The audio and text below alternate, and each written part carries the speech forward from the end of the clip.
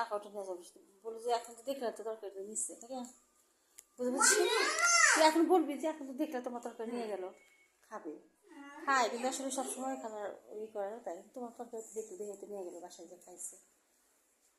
আমি বলছি যে আপনি যদি পরিষ্কার তো খালাগুলো খাইতে পারে এই যে বলছি দেখছো কি পরিমাণ ময়লা হয়েছে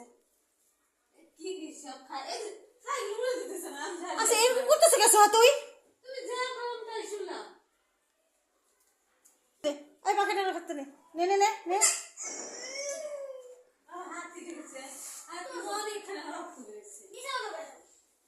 দিদি মামা বলতেছে যে বড় গাছের কথা বলে ইচ্ছে করে হাত কাটছে জানো না হ্যাঁ ইচ্ছে করে করছে